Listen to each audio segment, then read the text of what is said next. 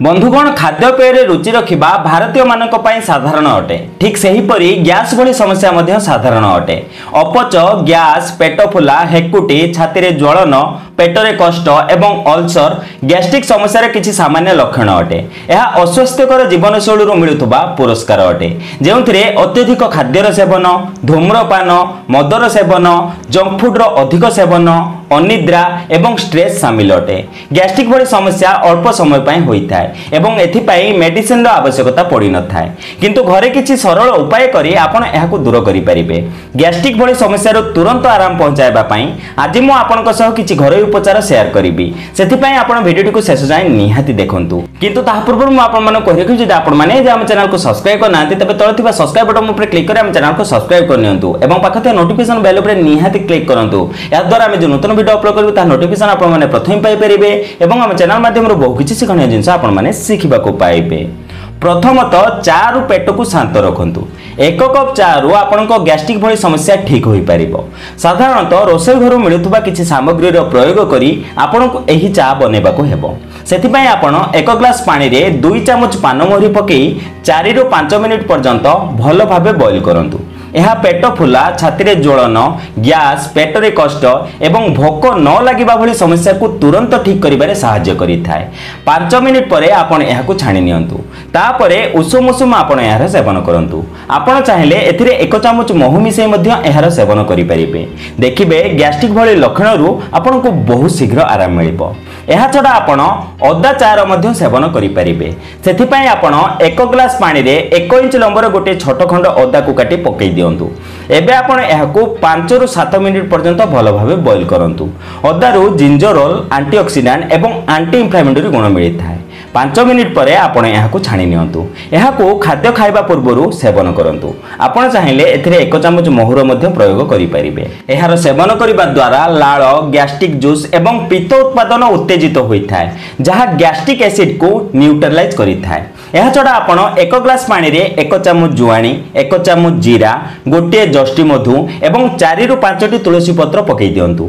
1 glass पानी फुटी फुटी आधा ग्लास हेबा पर्यंत आपण एहाकु बॉईल करंतु। तापरे आपण एहाकु छाणी नियंतु। एही पानी रो सेवन द्वारा अपच, गैस, पेट फुला, पेटरे गंठी एवं छाती रे ज्वलन भली गैस्ट्रिक समस्या को तुरंत ठीक करि हेबो। एहार किछि दिन कंटिन्यू सेवन करिबा द्वारा आपनक गैस्ट्रिक भली समस्या सब दिन पय शेष होई जाय। पेट खराब, गैस, एसिडिटी, छाती रे ज्वलन एवं गैस्ट्रिक समस्या रे पीड़ित लोक रोषेई घर मिलुथुबा पानमोहरी, जुआणी एवं धनिया आदि सामग्री रो चूर्ण बनै सेवन करिबा द्वारा तुरंत आराम मिलता है। प्रथमतः गुजराती, पानमोहरी एवं चीनी को समान मात्रा रे नहीं ताहार एक गुंड प्रस्तुत करंतु। सही गुंड को 1 ग्लास ठंडा क्षीर रे मिसई आपण ताहार सेवन करंतु। एहार सेवन करिबा द्वारा छाती रे ज्वलन एवं एसिडिटी भली समस्या रो तुरंत आराम मिलता है। एही प्रकार आपण जीरा, धनिया एवं चीनी को समान मात्रा रे नहीं ताहार एक चूर्ण प्रस्तुत करंतु। दिन रे 2 थर पानी सह मिसई आपण एहार सेवन करंतु। देखिबे आपण एसिडिटी एवं गैस्ट्रिक भली समस्या रु तुरंत आराम मिलिबो। एबे जानिबा गैस्ट्रिक भली समस्या को सब दिन पई किपरि शेष करि हेबो। जेमिति कि मु आपन को कहली गैस्ट्रिक समस्या भूल जीवनशैली एवं खराब खाद्यपेय कारणरू उत्पन्न होइथाय। भविष्यत रे गैस्ट्रिक समस्या रो बंचिबा सेतिकी सहज अटे जेतिकी कि एही हानिकारक कारक को आपन जीवन रु बाहर करिबा। आपन जीवन रे कॉफी, सॉफ्ट ड्रिंक, मद, तंबाकू, धूम्रपान एवं अत्यधिक जंक फूड रो सेवन कम करी गैस्ट्रिक भली समस्या सब दिन पई शेष करि हेबो। किछि भलो जीवनशैली को अपनांतु, जेमिति कि नियमित रूपे ठीक टाइम रे खांतु, अत्यधिक खाइबार बंचंतु, पर्याप्त निद नियंतु एवं प्रतिदिन किछि शारीरिक व्यायाम करी गैस्ट्रिक भली समस्या विकसित हेबार संभावना को कम करि हेबो।